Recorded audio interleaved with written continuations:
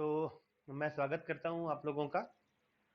इससे पहले कि हम लोग क्लास की रेगुलर कोर्स को स्टार्ट करें, मैं आपको कुछ इंस्ट्रक्शन देना चाहता हूं। जैसे कि इस वीडियो का पहला पार्ट आपने यूट्यूब में इसको देखा है, तो ये सेकंड पार्ट भी उसको यूट्यूब में मैं डालने वाला हूं। कई लोगों ने कंप्लेन की है कि सर आपकी वीडियो बहुत लंबी होती है, लगभग 1 घंटे की।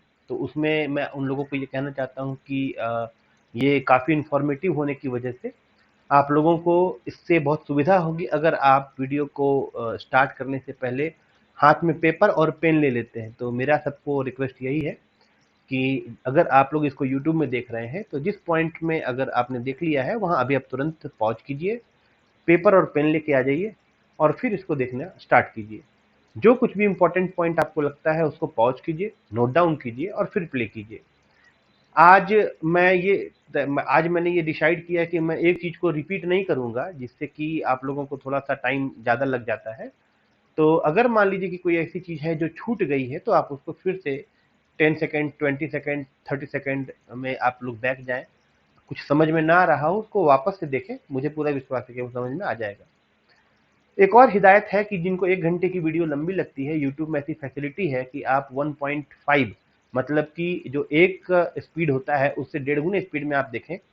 शुरुआत में हो सकता है कि आपको ये थोड़ा प्रॉब्लमेटिक लगे, लेकिन धीरे-धीरे जब आपको उसकी आदत पड़ जाएगी, तो 1 घंटे की वीडियो आपको 40 मिनट में खत्म हो जाएगी और भी कम में खत्म हो जाएगी।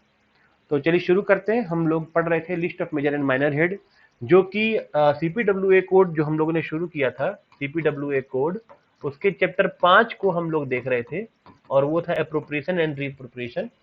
वो पूरा का पूरा chapter list of major and minor head का एक समरी है। तो मैंने सोचा कि list of major and minor head की समरी मैंने कई बार पढ़ा दी है, बेहतर होगा कि आज हम लोग उसको थोड़ा एक्सप्लेन करके चलें।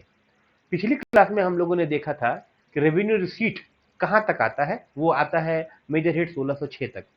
उसके लिए हम लोगों ने स्टार्ट की थी गवर्नमेंट अकाउंट से कितने पार्ट होते हैं, उनके कितने डिवीजन होते हैं, उन डिवीजन के कितने सेक्शन होते हैं, सेक्शन फर्दर सेक्टर में बटा होता है, सेक्टर फर्दर सब सेक्टर में बटा होता है, उसके बाद फंक्शन, प्रोग्राम, एक्टिविटी, स्कीम और इस तरीके से आगे हम लोग मेजर हेड, सब मेजर हेड, माइनर हेड, सब हेड, डिटेल हेड और ऑब्जेक्ट हेड तक हम लोग गए थे। अप्रोप्रिएशन के बारे में मैंने ये बताया था कि जो आपका ऑब्जेक्ट हेड है, जिसको कि प्राइमरी यूनिट ऑफ अप्रोप्रिएशन कहा जाता है, उस लेवल तक स्पेसिफिक एक्सपेंडिचर यानी केवल खर्चे के लिए जो आप अकाउंट या एंट्री करते हैं, उसी को अप्रोप्रिएशन कहा जाता है।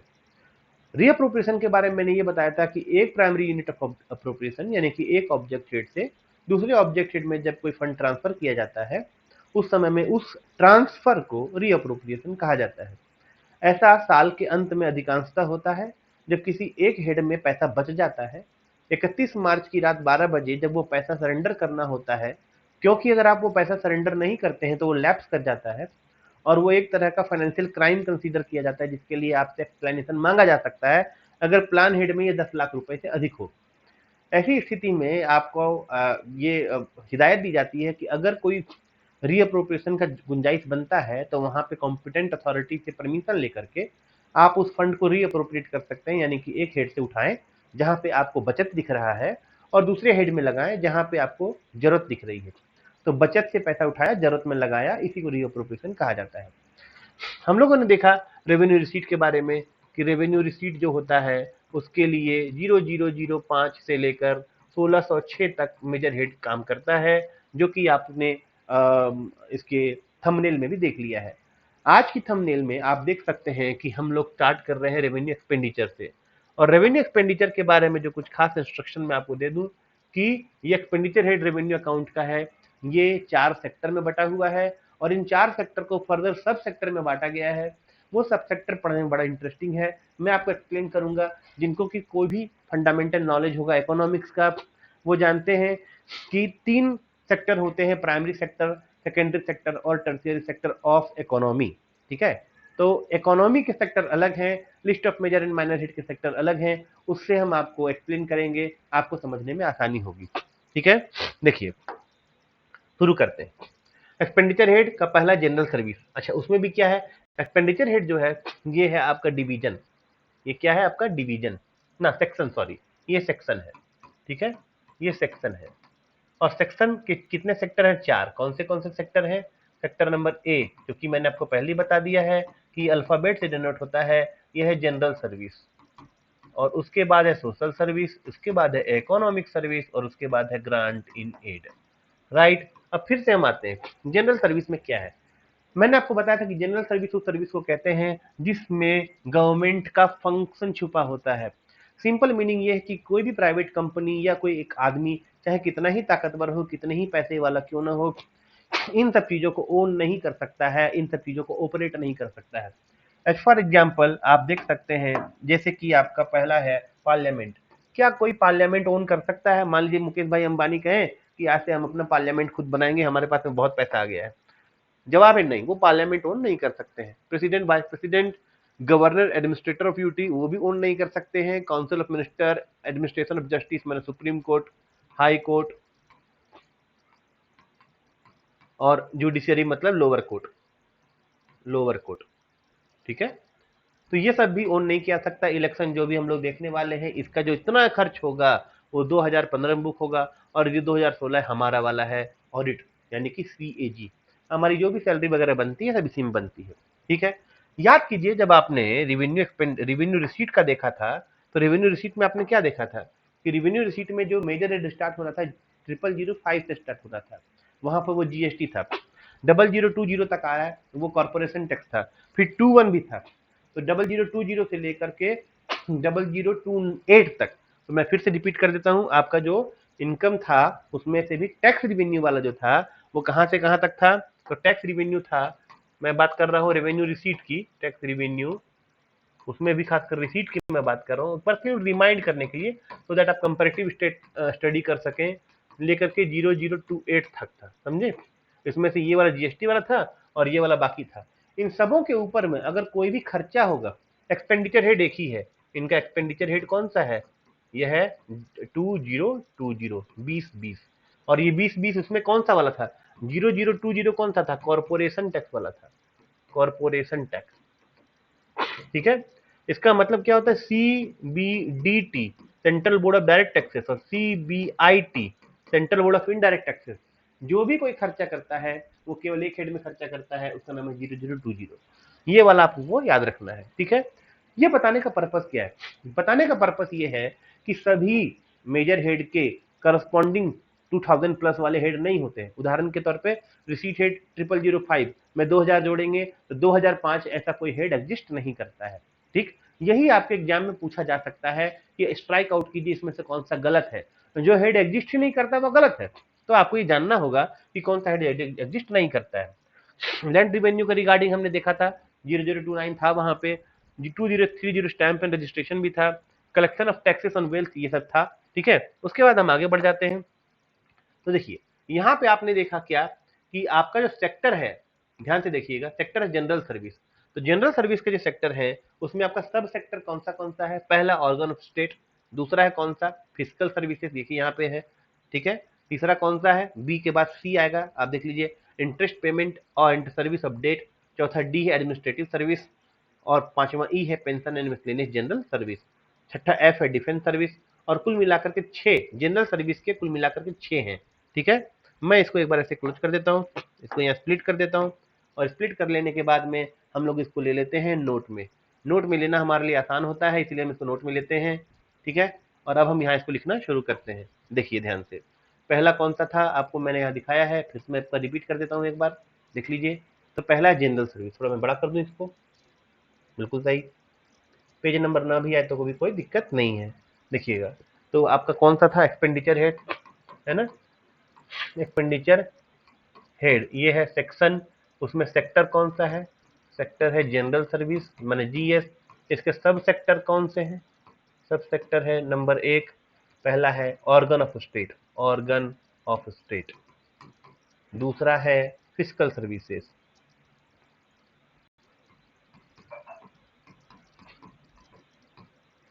तीसरा है इंटरेस्ट पेमेंट, और ये इंटरेस्ट पेमेंट ही वो वाला हेड है 2049 वाला, जिसको कि आप लोग को मैंने बताया था कि कोई भी इंटरेस्ट का रिसीट करना हो या पेमेंट करना हो, वो 2049 का जो हेड होता है वो को not coextensive to any particular department. इसका मतलब ये है कि किसी भी एक डिपार्टमेंट से उसका सीधे सीधे ताल्लुक नहीं है, वो सभी डिपार्टमेंट्स में यूज किया जाता है। ऐसे मेजर हेड के लिए एजी ऑफिस में जो अकाउंटिंग होती है वो एक अलग तरीके से होती है। आगे हम लोग बढ़ जाते हैं तो इसका डी है फिजिकल सर्विस के बाद में एडमिनिस्ट्रेटिव सर्विस। अच्छा, एडमिनिस्ट्रेटिव सर्विस में आप देखेंगे, एडमिनिस्ट्रेटिव सर्विस में आपका जो पीडब्ल्यूडी है, public service commission, secretariat general service, district administration, treasury and accounts administration, police. अच्छा, एक और मजेदार मैं आपको बात बता दूं अभी से ही, ये एडमिनिस्ट्रेटिव सर्विस में देखिए पुलिस है, जेल है, सप्लाई एंड डिस्पोजल का मतलब है director general of supply and disposal, DGSND, वो हम लोगों ने अक्सर पढ़ा है। ठीक, public work 2059, stationery and printing 2058, external affair का मतलब विदेश मंत्रालय, विजिलेंस यानी कि आपका जो ईडी है, राइट, और 2070 अदर एडमिनिस्ट्रेटिव सर्विस। इसमें से आप क्या देखेंगे कि एडमिनिस्ट्रेटिव सर्विस में जब इसका एक्सपेंडिचर निकालेंगे, revenue expenditure, sorry capital expenditure, जो कि 40 में आएगा। एक मिनट मैं दिखा रहा हूं आपको मैं क्या बताना चाहता हूं। ठीक है, इसमें से जब इन तीनों हेड को आप ध्यान से देखेंगे पुलिस तक, तो इसका 4051 से लेकर 4054 तक होता ही नहीं है, समझे।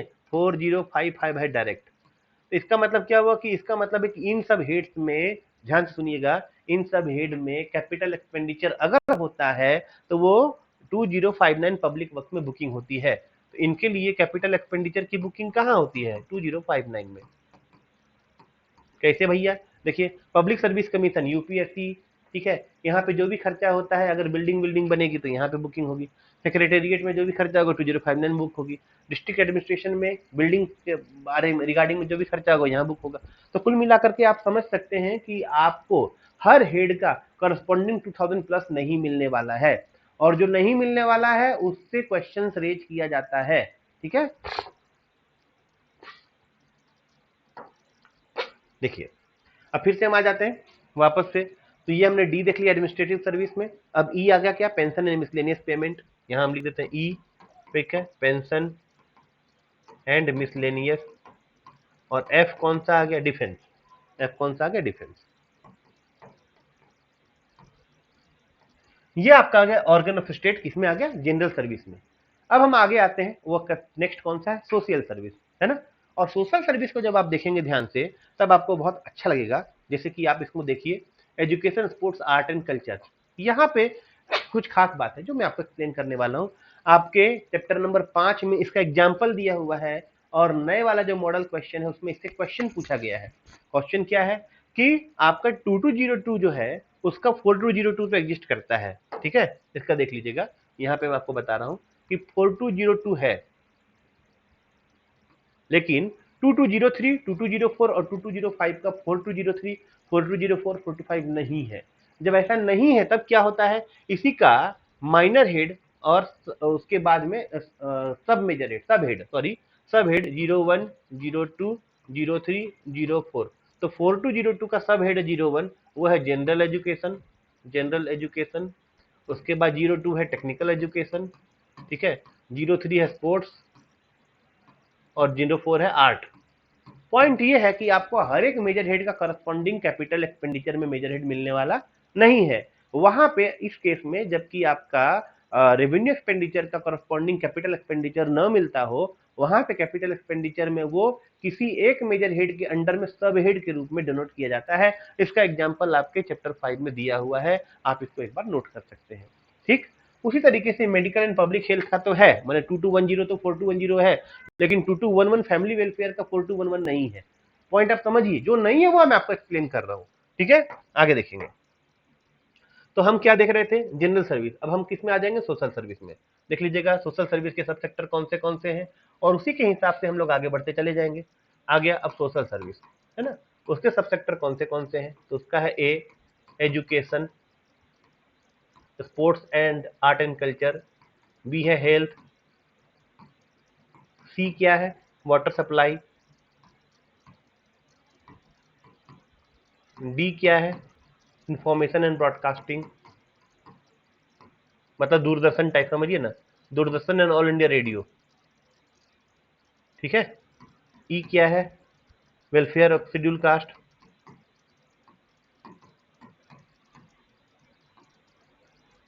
एफ क्या है, labour and labour welfare,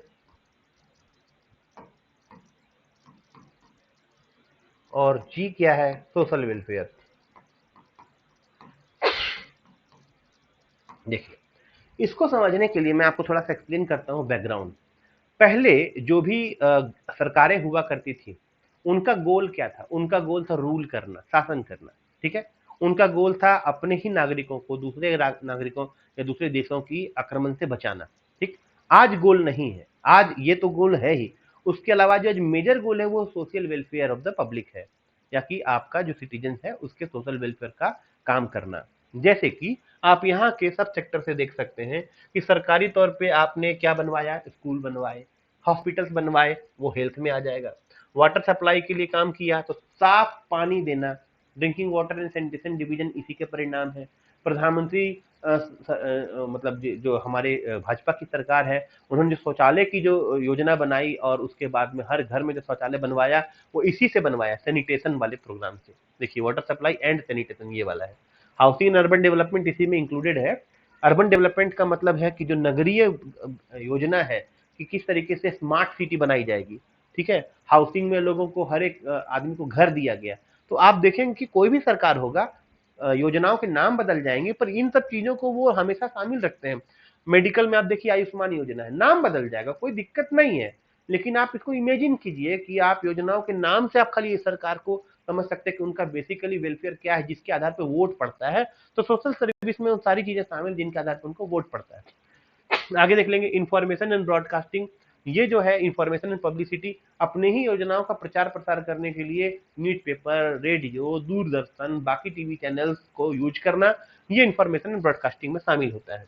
welfare of schedule caste, ये आप जानते हैं, शेड्यूल कास्ट के वेलफेयर के लिए सबसे बड़ा एग्जाम्पल तो मैं आपको यहाँ दे सकता हूँ कि जो CAA है, ठीक, सिटीजनशिप अमेंडमेंट एक्ट, और NRC है, उसमें से नहीं, यूनिफॉर्म सिविल कोड जो उत्तराखंड में इंट्रोड्यूस किया गया है, उसमें शेड्यूल कास्ट को और शेड्यूल ट्राइब को बाहर रखा गया है। यानी कि यूनिफॉर्म सिविल कोड बाकियों के लिए तो होगा, शेड्यूल कास्ट शेड्यूल ट्राइब के लिए नहीं होगा।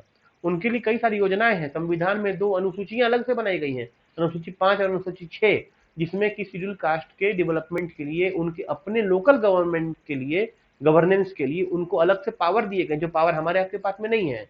हम लोग को हर हाल में कलेक्टर के पास जाना होगा अगर कोई भी सरकारी कामकाज या कोई निर्णय लेना हो, पर उनके अपने एरिया में ऐसा नहीं है। उनके अपने लोकल अथॉरिटी हैं जो उनका चुनाव वो खुद करते हैं और उसका तरीका भी वो खुद ही डिसाइड करते हैं। पॉइंट मेरा ये है कि सरकारें शेड्यूल कास्ट के वेलफेयर के लिए काम करती हैं, लेबर के वेलफेयर के लिए भी काम करती है और सोशल वेलफेयर के लिए भी काम करती है। और सोशल वेलफेयर में जब आप देखेंगे तब आपको समझ में आएगा ये कितना इंपॉर्टेंट है social welfare. Social security and welfare, जिसमें कि महिलाओं के सुरक्षा और सम्मान की बात होती है। न्यूट्रिशन का मतलब पोषण, जिसमें कि आप देखेंगे आंगनबाड़ी केंद्रों में, स्कूलों में मिड डे मील, आंगनबाड़ी केंद्रों में मुफ्त में राशन चावल बांटे जा रहे हैं। अभी आपने देखा मोदी सरकार की एक योजना है जिसमें 80 करोड़ लोगों को राशन बांटे गए हैं। तो वो सब आपके न्यूट्रिशन में शामिल होता है। देखिए, मैं किसी सरकार को सपोर्ट नहीं कर रहा हूं क्योंकि मैं सरकारी सेवक हूं, मैं केवल आपको ये बता रहा हूं कि कोई भी सरकारी योजनाएं कैसे बनती हैं। नाम का चाहे जो भी हो जाए, उससे कोई लेना देना हमारा नहीं है। तो अभी कोरोना के पीरियड में 80 करोड़ लोगों को जो सरकारी राशन बहुत कम कीमतों पर दिया जा रहा है, उसका जो मेन अकाउंट है वो न्यूट्रिशन है। Relief on account of natural calamities, आप जान ही रहे होंगे, कहीं पर भी बाढ़ आ गया, भूकंप आ गया, कहीं पर भी इस तरह की कोई आपदा आ गई, वहां पर इस तरह की कैलामिटीज में रिलीफ पहुंचाना, जो हेलीकॉप्टर से फूड पैकेट्स गिराए जाते हैं या किसी का घर टूट गया तो उसका रिपेयर एंड डैमेज मेंटेनेंस किया जाता है, वो सब कुछ यहाँ से किया जाता है। अदर सोशल सर्विस और सेक्रेटेरिएट का वो आ जाता है एच में, वो होगा अदर।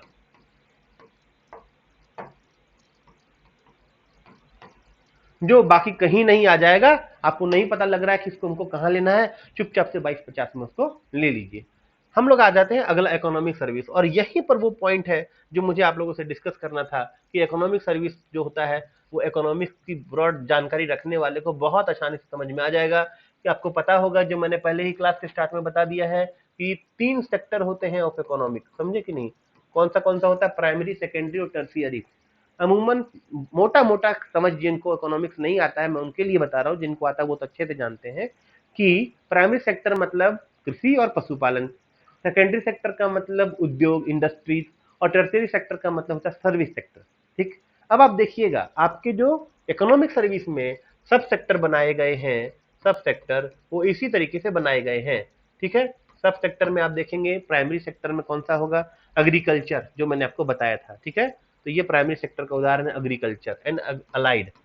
तो एग्रीकल्चर का मतलब केवल एग्रीकल्चर से नहीं है, मधुमक्खी पालन, दूध उत्पादन, वो सब एग्रीकल्चर, इसलिए अलाइड कहा गया है। तो आप यहाँ से एक इकोनॉमिक्स का ब्रॉडर कंसेप्ट ले सकते हैं कि प्राइमरी सेक्टर में केवल आप खेती कर रहे हैं, धान उपजा रहे हैं, गेहूं उपजा रहे हैं, चावल उपजा रहे हैं, धान तो वही हो गया, आलू उपजा रहे हैं, दाल उपजा रहे हैं, तेल उपजा रहे हैं, केवल वही नहीं है। उसके अलावा देखिए सोयल एंड वाटर कंजर्वेशन, मतलब पानी बचाओ, मिट्टी बचाओ, राइट, एनिमल हस्बेंड्री, पशुपालन, डेयरी डेवलपमेंट, दुग्ध उत्पादन के लिए जो अलग से लगाई जाती है, जैसे अमूल है, सुधा दूध है, इस तरीके से बहुत अलग अलग राज्यों में अलग अलग डेयरी प्रोडक्ट्स बनते हैं, आप वहां देख सकते हैं। फिशरीज, मछली पालन बंगाल में बहुत ज्यादा चलता है। Forestry and wild life, forestry का मतलब ये फॉरेस्ट वो वाला फॉरेस्ट नहीं है, ठीक है, हालांकि वही है, सॉरी 406 है ना, और वाइल्ड लाइफ मतलब वही। तो फॉरेस्ट्री से जब आप देखेंगे, आप इसको इकोनॉमिक सर्विस में देख सकते हैं। यहाँ पे आपको ये पेड़ काटना नहीं है, लेकिन आप इमेजिन कीजिए कि फॉरेस्ट से कितने तरह के इकोनॉमिक चीजें शामिल हो जाती हैं। उदाहरण के तौर पे आप वहां से लकड़ियां काट सकते हैं, जिसके मतलब पेड़ नहीं काटने पर लकड़ियों की टहनियों की जो छटाई होती है ना, वहां से औषधियां निकलती हैं जिनसे दवाइयां बनती हैं, खासकर आयुर्वेद की दवाइयां। वहां पे आपको फूल निकलते हैं जिनसे फूलों का बहुत बड़ा कारोबार हो जाता है, आप उसको भी देख सकते हैं। मतलब एक बार आप फॉरेस्ट से चले जाएंगे तो वहां पे इतने सारे इकोनॉमिक काम हो जाते हैं, जिससे कि कई देशों की अर्थव्यवस्था तक संभल जाती है। प्लांटेशन आप समझ ही सकते हैं, ये बागबानी से जुड़ा हुआ है, जैसे कि नर्सरी वगैरह, या लोकल लेवल पे आपने जमीन परचेज किया और वहां पे प्लांटेशन किया है। Food storage and warehousing, ये आप समझ सकते हैं कि एग्रीकल्चर वहां से आ गया, राइट। सारा का सारा एक दिन में कंज्यूम नहीं होता है, उसको लंबे समय तक स्टोर रखने के लिए आपका एक ऑर्गेनाइजेशन है गवर्नमेंट का, जिसको कहा जाता है FCI, food corporation of India. हालांकि इस सेक्टर में फूड कॉर्पोरेशन, फूड स्टोरेज के सेक्टर में कई प्राइवेट ऑर्गेनाइजेशन भी चलती हैं, प्राइवेट कंपनियां भी इसमें काम करती हैं, जो बहुत अच्छा सर्विस दे रही हैं। तो वहां पर हालांकि समस्या ये होती है कि वो थोड़ा सा ज्यादा पैसे लेते हैं, मतलब कि किसानों से जब वो धान परचेज करते हैं, मैंने यहाँ लोकल में देखा है, मैं उसको एग्जाम्पल के तौर पे आपको समझाता हूँ कि क्या होता है कि एफसीआई में मान लीजिए कि धान की जो कीमत है वो 1800 रुपए पर क्विंटल मिल रही है, मानने की मैं बात बता रहा हूँ, 1800 रुपए पर क्विंटल मिल रही है। वहां आज अगर आप जाएंगे ना, लाइन में लगेंगे, 3 दिन के बाद आपका नंबर आएगा। अब 3 दिन तक आपको धान लेकर के वहां खड़ा रहिए, एफसीआई का हिसाब है ये, उसमें अब इतनी भीड़ है, मैं क्या करूं। तो फिर वहां पर क्या करते हैं कि उसके बगल में कोई मारवाड़ी अपना प्राइवेट गोदाम खोल के रखेगा, और वो 1800 की जब बजाय आपको 1600 देगा, 1700 देगा। आप सोचेंगे जाने दो यार, 3 दिन जो यहाँ पर खड़ा रहकर समय बर्बाद करेंगे, उससे ज्यादा बेटर है कि 1800 में वहां ले गए। उसका मैनेजमेंट बहुत जबरदस्त है, आप वहां गए 1 घंटे में आपको फुर्सत कर देगा वो। तो इस तरीके से वो काम करता है, ठीक है। तो ये इकोनॉमिक सर्विस में आता है, उसमें भी एग्रीकल्चर एंड अलाइड में आता है। यही मुझे आपको बताना था कि एग्रीकल्चर केवल एग्रीकल्चर नहीं होता है, आप इसको समझ लीजिए, है ना।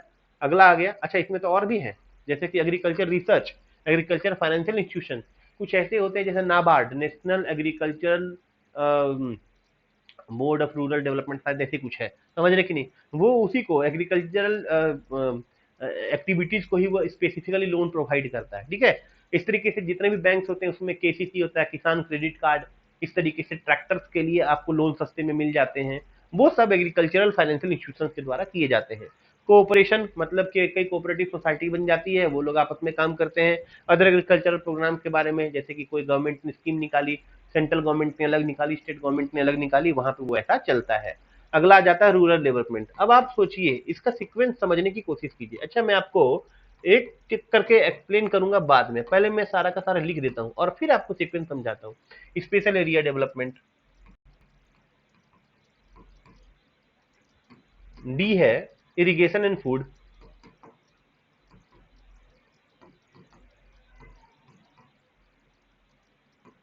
ई है एनर्जी, एफ है इंडस्ट्री एंड मिनरल्स। यहां पर आपको समझना होगा कि इंडस्ट्री का मतलब केवल वो नहीं जो फैक्ट्री बनता है, जो आप माइन एंड मिनरल्स निकालते हैं वो भी इंडस्ट्रीज में ही शामिल किया जाता है। ट्रांसपोर्ट,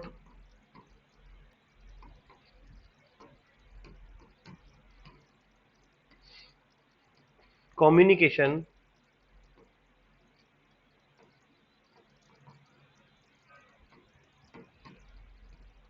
साइंस टेक,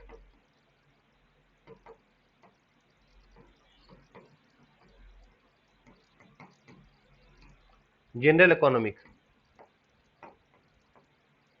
ठीक है, यहीं तक है। चलिए एक बार सीक्वेंस देखते हैं इधर से, फिर हम लोग इधर में आके एक्सप्लेन करेंगे। पहला वाला हमने एग्रीकल्चर डिस्कस कर लिया है ना। एग्रीकल्चर डिस्कस करने के बाद में अब आप सोचिए कि एग्रीकल्चर आप देखेंगे भारत की पहले तो थी 70 से 80% आबादी, अब लगभग 67-65% आबादी ग्रामीण अर्थव्यवस्था जिनकी खेती पर आधारित है, तो 65% आबादी। अब आप सोचिए, इमेजिन कीजिए कि आज हमारे देश की आबादी 1 अरब 40 करोड़, 1 अरब 40 करोड़ की अगर आबादी है तो उसकी 65% मैंने 2/3 आबादी कितनी हो गई? तो इसको अगर आप 3 से डिवाइड कर देंगे तो 40 और 50 मतलब 45 करोड़ के आसपास आ रहा है, 1/3, 2/3, 90 करोड़ लोग आज भी एग्रीकल्चर पे डिपेंड हैं। सोचिए क्या छोटा फिगर है? कितने ही देशों को और कितने महादेशों को मिला दिया जाए तो 90 करोड़ आबादी एग्रीकल्चर पे डिपेंड रहने वाली महादेशों की आबादी से भी ज्यादा है। जहां पर आपके देश की 90 करोड़ आबादी एग्रीकल्चर पे डिपेंडेंट, मैं आपको बताया रेशियो 65% के आसपास है वो, ठीक है, वहां पे वो ग्रामीण आबादी है, रूरल डेवलपमेंट के लिए आपको उसमें काम करना ही पड़ेगा। तो एग्रीकल्चर के बाद अगला सीक्वेंस आ गया कि सभी देशों में जितने भी गांव हैं, लगभग 6 लाख के आसपास गांव है, 5 से 6 लाख के बीच में, उतने गांवों को आप डेवलप करेंगे तब आपका एग्रीकल्चर अपने आप रिस्ट्रक्चरिंग हो जाएगा। क्योंकि सर रूरल डेवलपमेंट आवश्यक क्यों है? छोटा सा एग्जाम्पल से आप समझिए। अगर आज गांवों में जीविका नहीं है, यानी कि रोजगार नहीं है, तो क्या समस्या आ रही है? लोग गांवों से पलायन कर रहे हैं, दिल्ली भाग रहे हैं, मुंबई भाग रहे हैं, सूरत भाग रहे हैं, अहमदाबाद, बैंगलोर, बाप रे बाप बैंगलोर की भीड़ है, कोलकाता तो पहले था अब नहीं उतना, हैदराबाद, चेन्नई, बाप रे बाप इतने ज्यादा लोग, और गांव में खेती करने के लिए आज मजदूर नहीं मिल रहे, कई सारे खेत परती पड़ गए हैं। अब वहां उस परती खेतों की वजह से हमारे प्रोडक्शन का मतलब टोटल जो प्रोडक्शन कंट्री के लेवल पे होता है, वो प्रोडक्शन उस लेवल पे बढ़ नहीं पा रहा जिस लेवल पे हम लोग बढ़ा सकते हैं। इसके लिए क्या करना होगा? आपको वो पलायन रोकना पड़ेगा, इमिग्रेशन, और उसको रोकने के लिए आपको रूरल डेवलपमेंट में काम करना पड़ेगा, उनको बुनियादी सुविधाएं देनी पड़ेंगी, हेल्थ देना पड़ेगा, एजुकेशन देना पड़ेगा, वहीं पर आपको रोजगार देना पड़ेगा। ऐसी परिस्थिति में फिर कोई आदमी अपने परिवार को छोड़ करके अकेले शहर में कष्ट में क्यों रहेगा? तो इस चीज को ध्यान में रखने के लिए एग्रीकल्चर तभी डेवलप कर सकता है जब आपको पलायन रुके, ग्राम में विकास हो। स्पेशल एरिया की बात तो मैंने आपको वही बता दिया, शेड्यूल का, शेड्यूल ट्राइब का, और एक आता है शेड्यूल 5 ऑफ कॉन्स्टिट्यूशन, एक आता है शेड्यूल 6 ऑफ कॉन्स्टिट्यूशन। शेड्यूल 6 में स्पेशल एरिया की बात की जा रही है, शेड्यूल 5 में भी है, ठीक है। तो स्पेशल एरिया जो होता है वो एसटीएससी से रिलेटेड होता है। हम लोग जब आएंगे तो यहाँ देखेंगे स्पेशल एरिया को लेकर के, पॉइंट नंबर था सी, है ना, सी देख लेते हैं। स्पेशल एरिया से रिगार्डिंग वैसे ही कुछ होगा। देखिए, हिल एरिया मतलब कि पहाड़ी एरिया, जैसे कि हिमाचल, जैसे कि उत्तराखंड, जम्मू कश्मीर, सिक्किम, अरुणाचल प्रदेश, ठीक है। उसके बाद मेघालय, पूरा नॉर्थ ईस्ट वो हिल एरिया कहलाता है। नॉर्थ ईस्ट एरिया अलग से आपको देख सकते हैं यहाँ पे। MP local area development fund, MP MLA का जो आपको पता ही होगा कि पूरे साल का 5 करोड़ रुपए मिलता है ताकि वो एमपी जो है अपने एरिया में जहां भी चाहे वो डेवलपमेंट का काम करवा सके। अदर स्पेशल एरिया प्रोग्राम, तो आप स्पेशल एरिया से आप समझ सकते हैं, मैंने आपको एक्सप्लेन किया था कि कॉन्स्टिट्यूशन के शेड्यूल 6 में है, इसका जिक्र किया गया। तो पॉइंट नंबर डी क्या? Irrigation and food. तो इरिगेशन जो होता है, अब इरिगेशन क्यों जरूरी भाई? एग्रीकल्चर क्या बिना इरिगेशन के पॉसिबल है? पॉसिबल ही नहीं है ना। चलिए अगले आ जाते हैं एनर्जी में। एनर्जी अब आपको पता है बिजली एनर्जी है। अब एनर्जी कहाँ कहाँ से मिलती है? तो एनर्जी दो तरह की होती है, एक होती है रिन्यूएबल, एक होती है नॉन रिन्यूएबल। रिन्यूएबल का मतलब जिसको हम बार बार यूज कर सके, सोलर एनर्जी रिन्यूएबल में आती है, विंड एनर्जी रिन्यूएबल में आती है। पर इसका परसेंटेज कितना है हमारे टोटल एनर्जी प्रोडक्शन में? इसका परसेंटेज कितना है? आप पाएंगे इसका परसेंटेज 10% नहीं है, लेस देन 10% है, ठीक। और नॉन रिन्यूएबल, नॉन रिन्यूएबल में क्या आएगा? पेट्रोल जलाया, डीजल जलाया, कोयला जलाया, इनसे जो एनर्जी निकलती है उनसे बिजली बनती है। आपको क्या लगता है जितने भी बिजली के बड़े बड़े कारखाने हैं, वो जो जो बिजली आप यहाँ यूज कर रहे हैं, क्या वो नॉन रिन्यूएबल है? नहीं, सॉरी, वो रिन्यूएबल है? नहीं, वो सब नॉन रिन्यूएबल है। कोयले से बनने वाली बिजली, थर्मल पावर जिसको कहते हैं, और थर्मल पावर के लिए इतना पानी चाहिए। जो ये इरिगेशन का आप देख रहे हैं ना, इरिगेशन ऑफ फूड में, इसमें से इरिगेशन का मैक्सिमम पानी थर्मल पावर में जाता है। अगर कहीं परमाणु से बन रहा है बिजली, जिसको एटॉमिक एनर्जी कहते हैं, वहां जाता है, समझ गए। हमेशा नॉन रिन्यूएबल एनर्जी पानी कंज्यूम करता है बहुत ज्यादा मात्रा में, उतना जितना कि हम आप सोच भी नहीं सकते, समझ गए। तो इसी वजह से इरिगेशन के तुरंत बाद एनर्जी कहा गया है। अच्छा, बिना एनर्जी के आप इंडस्ट्री नहीं लगा सकते। आपको इंडस्ट्री लगाने के लिए बड़ी बड़ी फैक्ट्रियों में जो दो इंपॉर्टेंट चीजें चाहिए वो है पानी और बिजली। बिजली और पानी के बिना आप इंडस्ट्री नहीं लगा सकते। अब आप कहेंगे सर इंडस्ट्री लगाएंगे तो रूरल डेवलपमेंट में आप काम कर ही रहे हैं तो अब इंडस्ट्री, हाँ भाई, कोई इंडस्ट्री शहर के बीच में नहीं लगती है, सब इंडस्ट्री शहर के बाहर गाँव में लगती है। उसी को सब अर्बन एरिया कहते हैं, जो बाद में डेवलप्ड हो जाता है। और फिर जब वहाँ अर्बन बच जाता है फिर उसको फिर इंडस्ट्री को और बाहर लगाया जाता है। जितने बड़े शहर हैं, सूरत हो, बड़ोदरा हो, अहमदाबाद हो, मुंबई हो, सबके सब अर्बन एरिया डेवलप हुए हैं बिकॉज ऑफ द इंडस्ट्रीज। तो हमेशा बाहर की ओर जाते हैं, इसलिए रूरल डेवलपमेंट तो चाहिए ही चाहिए। उसके बाद इरिगेशन, फिर एनर्जी, तब जाके आपका इंडस्ट्री जो होता है वो परमानेंट डेवलप होता है। आप सोचिए, आपको इसी से समझ में आ जाएगा कि इकोनॉमिक कितना फंडामेंटल है, जो आपके गवर्नमेंट के स्ट्रक्चर में दिया गया है कि कौन सा मेजर हेड पहले है। आगे आ जाते हैं ट्रांसपोर्ट। आपने प्रोडक्ट बना लिया, ठीक है, बनाएंगे कैसे? प्रोडक्ट बनाने से पहले आपको कच्चा माल चाहिए। कच्चा माल कैसे आएगा? जब तक ट्रांसपोर्टेशन की व्यवस्था नहीं होगी। कोई भी बड़ी फैक्ट्री हो, जैसे कि कोई कोयले से जहां बिजली बनती है, तो वहां रेलवे स्टेशन से एक अलग लाइन आती है जिसमें कि पूरा का पूरा एक मालगाड़ी कोयले से लदा हुआ आता है। वो क्या कोयले बोरे में भर के मालगाड़ी नहीं आती है, तो वहां पर ट्रांसपोर्टेशन के लिए रेलवे लाइन होनी चाहिए। उसके बाद में कोई भी दूसरी फैक्ट्री हो, मान लीजिए कि टाटा स्टील की फैक्ट्री है, वहां पे उसने स्टील मंगवाया, कच्चा माल, वो उसके पास अलग से रेलवे लाइन जाती है जो स्टील कैरी करके जाती है। और जब वो माल बन जाता है, प्रोडक्ट तैयार हो जाता है, तो वो मालगाड़ी वहां से खाली नहीं आता है। कैसा नहीं कि कोयला वो लोहा पहुंचा दिया स्टील और उसके बाद में वहां से वो खाली आ रहा है, नहीं, कभी रैक खाली नहीं आता है। फिर वहां पे बना बनाया प्रोडक्ट वहां लोड होता है। ऐसे ही ट्रकों में प्रोडक्ट लोड होता है, तब जाकर के डिस्ट्रीब्यूट होता है, डिस्ट्रीब्यूटर के पास जाता है, वहां से होलसेलर के पास जाता है, वहां से रिटेलर के पास जाता है, फिर हम लोग के पास आता है, फिर हम लोग कंज्यूम करते हैं, वी आर कंज्यूमर। तो ट्रांसपोर्टेशन जो होता है इंडस्ट्री की ठीक बात होता है। कम्युनिकेशन, ट्रांसपोर्ट तो हो गया, चलो ठीक। अब कम्युनिकेट करेंगे तब तो आपको पता चलेगा कि कौन सी चीज कहाँ है। उदाहरण के तौर पे ये पंखा में खरीदना है, ये पैनल खरीदना था, ठीक, कहाँ मिलेगा अपने को पता ही नहीं है। तो ऐसे ही सरकार कम्युनिकेशन स्टार्ट करती है, स्टार्ट नहीं करती, कम्युनिकेशन पे जोर देती है। जब आप कम्युनिकेशन को देखेंगे तो आप क्या पाएंगे? ट्रांसपोर्टेशन में आप देखिए रेलवे है आपका, रेलवे के देख लीजिए 4-5 है, लेकिन जब इसका कैपिटल देखेंगे ना तो ये 3001 से लेकर 3004 तक आपको नहीं मिलेगा। एक ही इसका मेजर रेट है कैपिटल में, 5000 समथिंग, शायद 5001 है या 5004 है, जो भी होगा।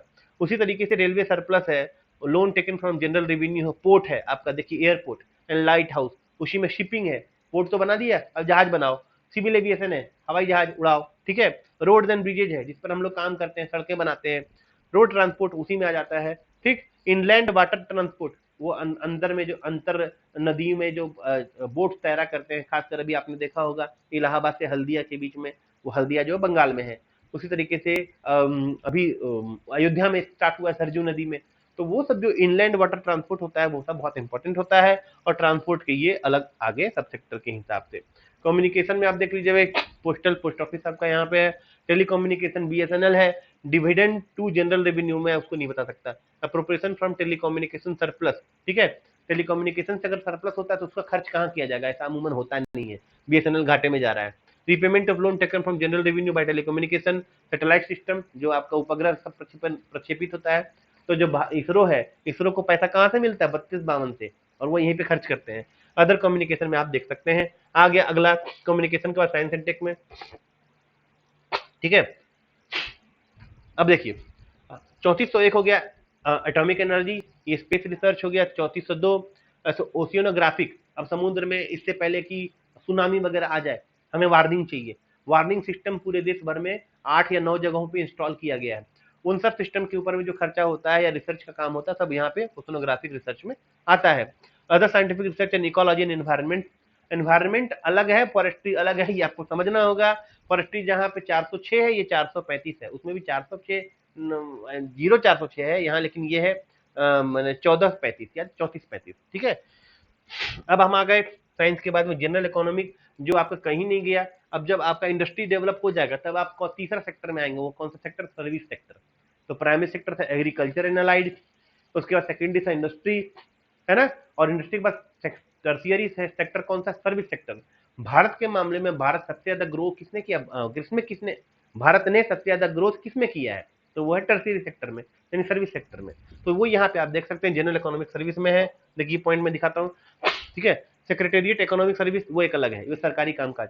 टूरिज्म में देख लीजिए, फॉरेन ट्रेड, ठीक है, विदेशी व्यापार, एक्सपोर्ट प्रमोशन में। सेंसस सर्वे जो हमारा जनगणना वगैरह होता है उसमें आता है। मेटीरियोलॉजी, ठीक है, कि कहीं पर भी कोई चट्टान का परख करना हो, समझ गए कि कोई चट्टान कितनी पुरानी है, सब मेटीरियोलॉजी में आता है। सिविल सप्लाईज, ठीक है, general financial and trading institution, international financial institution, ठीक है। और इंटरनेशनल फाइनेंशियल इंस्टीट्यूशन का मतलब क्या हुआ, जैसे कि वर्ल्ड बैंक हो गया, IMF हो गया, उनसे जो पैसे मिलते हैं या उनके ऊपर में हम लोगों ने पैसे खर्च किया उसको, and other general economic services में ये आ गया। और कुल मिलाकर के हम लोगों ने economic services, sorry, revenue expenditure के 3 सेक्टर, सेक्टर यानी कि जनरल सर्विस, सोशल सर्विस और इकोनॉमिक सर्विस को बाइफरकेट करके हम लोगों ने देखा और समझने की कोशिश की। तो क्या आप लोग मुझे सुन नहीं पा रहे हैं? Hello, am I clearly audible और नॉट? ठीक है, तो यहां तक मामला समझ में आया, हाँ कि ना? हेलो, कोई कंफ्यूजन है? हाँ बोलिए ना, बोलिए ना। हम्म।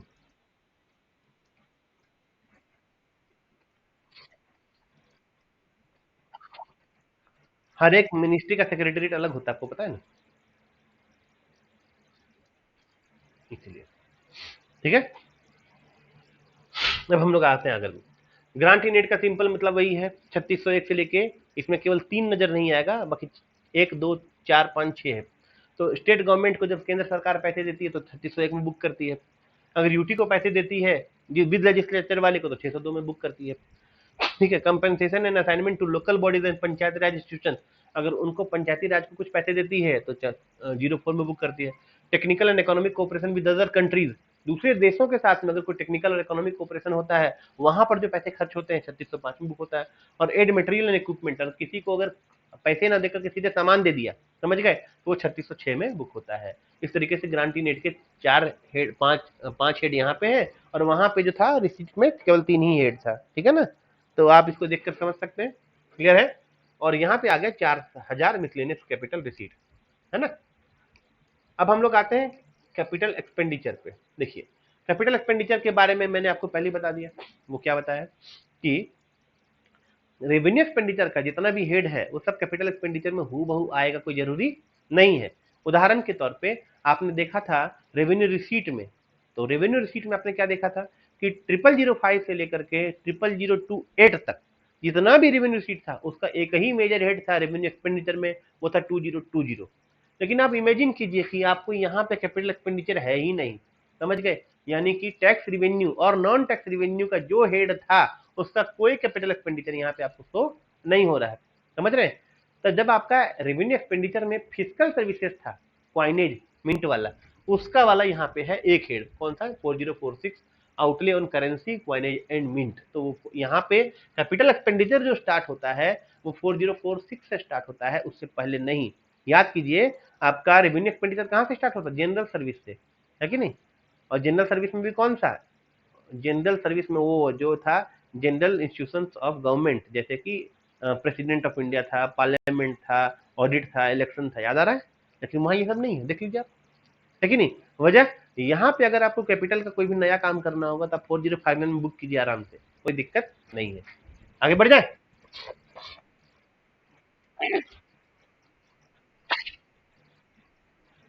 नहीं होता है, यही तो हम कह रहे हैं।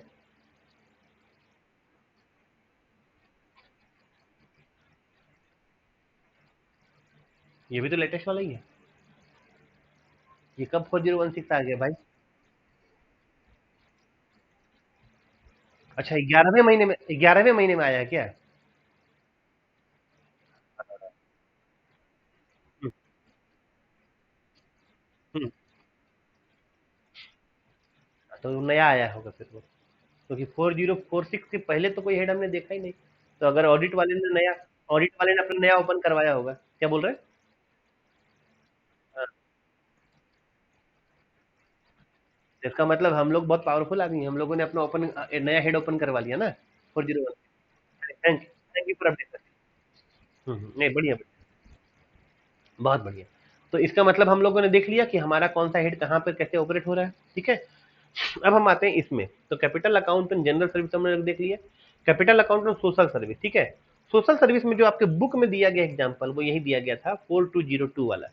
4202 में आपने देखा था कि वहां पे आपको 4203 भी था, सॉरी, 2203 भी था, 2204 भी था और 2205 भी था, याद आ रहा है आपको? हेलो,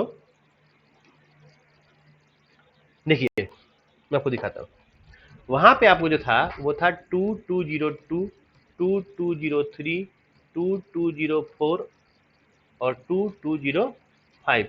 ये था जनरल एजुकेशन, ये था टेक्निकल एजुकेशन, ये था स्पोर्ट्स, ये था आर्ट। याद आ रहा है? यहाँ ये एक ही में दिया हुआ है ना, general education, sports, art and culture, है ना। तो यहाँ पे क्या करना है, यहाँ पे करना है 4202, ठीक है, और उसमें 01, 02 सब हेड, 03 और 04, इस तरीके से इसको दिया हुआ है। ये एग्जाम्पल आपके चैप्टर 5 में दिया हुआ है, सीपीडब्ल्यू कोड चैप्टर 5 में, तो आप लोग उसको वहां से देख सकते हैं, है ना। इसको मैं आगे भी दिखाऊंगा, कोई बात तो नहीं। चलिए देखिए, अब वापस आते हैं। Health and family welfare capital account, उसके बाद में आ जाता है capital account of water supply, sanitation, housing and urban. आप देख सकते हैं कितना बड़ा बड़ा चीज को एक साथ ले लिया गया है, ठीक है। उसके बाद capital account of information and broadcasting, जो जो आपने वहां देखा था सब सेक्टर, वो सब सेक्टर आपको यहाँ भी रिपीट करने को मिल रहे हैं। Capital account and welfare of schedule caste, schedule tribe, capital account of social welfare of nutrition, ठीक है। इस तरीके से capital account and economic service में कौन सा था, एग्रीकल्चर एंड अलाइड नंबर 1, वो नंबर 2 रूरल डेवलपमेंट, नंबर 3 था स्पेशल एरिया, नंबर 4 इरिगेशन, मैंने आपको बताया था, नंबर 5 था एनर्जी, नंबर 6 होगा ट्रांसपोर्ट। अच्छा, इंडस्ट्री एंड मिनरल्स में ही ट्रांसपोर्ट ले लिया है ना, पहले इंडस्ट्री मिनरल, उसके बाद ट्रांसपोर्ट, है ना। हाँ, उसके बाद में फिर कम्युनिकेशन, ये वाला रहा कैपिटल अकाउंट ऑन कम्युनिकेशन। उसका साइंस एंड टेक था, उसका जनरल इकोनॉमिक सर्विस। इस तरीके से आपका कैपिटल आउटले बट गया, ठीक है। अब हम लोग आ जाते हैं इसका grant in aid, public debt, loan and advance. अच्छा, ग्रांट इन हेड का इसमें कोई हेड नहीं दिया हुआ का है? नया वाला हम देखते हैं, नया वाला कोई दिया हुआ हेड क्या अंकित जी, ग्रांट इन हेड का कैपिटल एक्सपेंडिचर में? चलिए कोई बात नहीं, ठीक है। नहीं नहीं दिया है ना, चल देखते थे। अब अपन आ जाते हैं। तो आपने को पता ही है कि कैपिटल एक्सपेंडिचर के जो सेक्टर होते हैं वो 8 होते हैं। तो 4 तो वही वाले थे जो हम लोगों ने देखा, रेवेन्यू एक्सपेंडिचर वाले।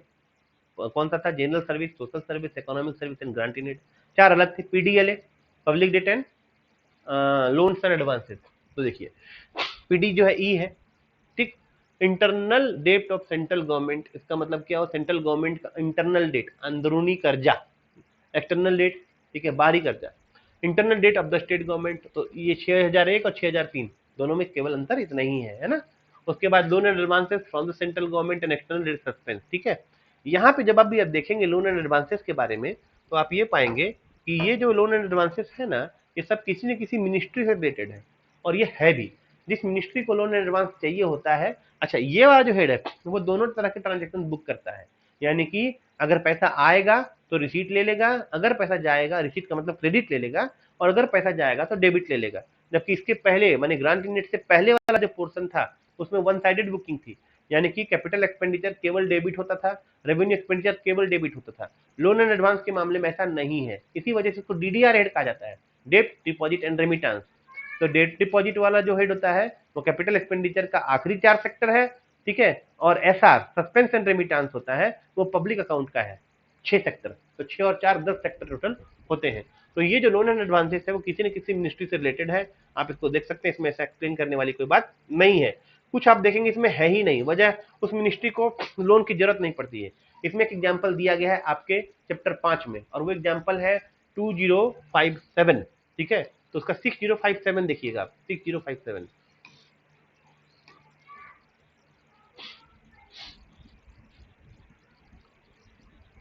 मिनट, 2059, 059, 6057 है नहीं ना? है नहीं।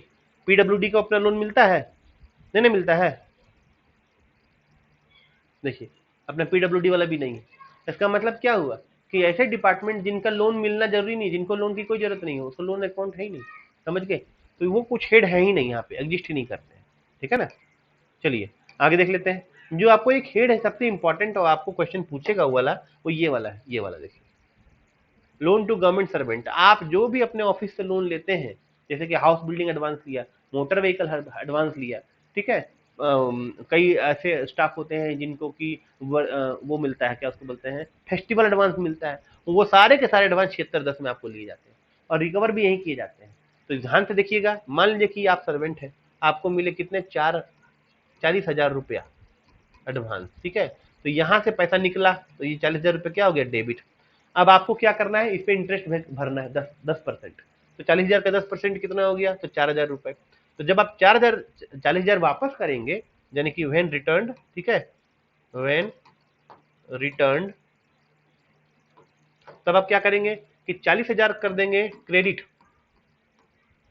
किसमें, 7610 में। और जो 4,000 रुपया करेंगे क्रेडिट, वो करेंगे 0049 में, ठीक है। और 4,000 जो क्रेडिट होगा 10% इंटरेस्ट, वो कहाँ होगा, 0049 में क्रेडिट होगा। 0049 का हेड तो हमने आपको बताया होगा तुरंत थोड़ी देर पहले, है कि नहीं। तो वो था इंटरेस्ट वाला हेड, क्लियर है। अब आगे देख लीजिए, इंटरेस्टेड सेटलमेंट 7810, इसको लेकर के मैंने एक्सप्लेन किया था। 7810 और एक 8793, दो हेड होते हैं। अब 8793 को भी आप देख लीजिए, यहाँ पे इंटरेस्टेड सेटलमेंट है, और 8793 क्या, वो एक बार देख लीजिए जरा, ये देखिए 8793, ये वाला इंटर स्टेट सस्पेंस अकाउंट। तो वो सेटलमेंट, ये है सस्पेंस, ठीक है। दोनों में अंतर क्या है, सेटलमेंट वाला जो मामला है उसमें जब दो राज्यों के बीच में बंटवारा होता है, उस समय उनके दो राज्यों के बीच के असेट और लाइबिलिटीज दोनों के बीच में जब कोई विभाजन हो रहा होता है, उसको सेटलमेंट कहते हैं। और वो सेटलमेंट तय होता है 7810 नहीं, 7810 नहीं है वो, अब चेक कर लेता हूँ मैं, हाँ 7810 ही है। तो एक 7610 है, वो वाला है, अलग है, और ये 7810 है, ठीक है। तो इंटरस्टेट सेटलमेंट है ये, राइट।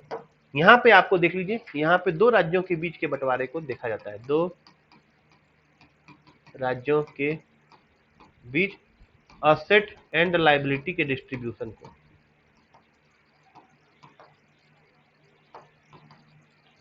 ठीक है। ये है इंटरस्टेट सेटलमेंट, यहाँ वर्ड पे आप फोकस कीजिएगा।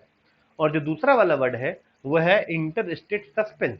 और सस्पेंस का काम कब होता है, जब दो राज्यों के बीच में उनके स्टाफ के पेंशन, सैलरीज या दूसरे अदर पर्क्स का बंटवारा हो रहा होता है, और बंटवारा भी नहीं होता है। जैसे आप देखिए, मैं हूँ राज्य सरकार में, वो है केंद्र सरकार में, ना सॉरी ऐसा नहीं हो, दो राज्यों के बीच है ना, तो मैं झारखंड में, वो है बिहार में, ठीक। अब मैं झारखंड का स्टाफ हूँ और मैं बिहार जाकर के अपना पेंशन ले रहा हूँ, ये अलाउड है। अगर बिहार सरकार ने मुझे पेंशन दिया तो वो पहले मुझे पे कर देगा, और बाद में उतने रुपए झारखंड से क्लेम करेगा, और उसके क्लेम को मैं एक्नॉलेज करके सेटल करता हूँ। जब वो होता है तब वो इसमें नहीं आता है, वो आता है 8793 में, ठीक है। वो सस्पेंस अकाउंट के साथ क्लियर होता है, ठीक है। तो अब आ जाएगा appropriation to the contingency fund 7999, और फिर आगे 8,000 कंटीजेंसी फंड, ठीक है। और इसके बाद में आपके जो भी आते हैं वो सब पब्लिक अकाउंट के हैं, स्मॉल सेविंग प्रोविडेंट फंड वाले, ठीक है। इसको लेकर के और इसके आगे जो कुछ डिस्क्रिप्शन को लेकर के जो पॉइंट दिए गए हैं, ठीक है, ये वाला देखिए जनरल डायरेक्शन वाला पॉइंट, राइट। इसको हम अगली क्लास में देखेंगे। आज के लिए इतना ही। Thank you for listening. Thank you. अगर कुछ पूछना है तो आप लोग पूछ सकते हैं। हम्म। हम्म।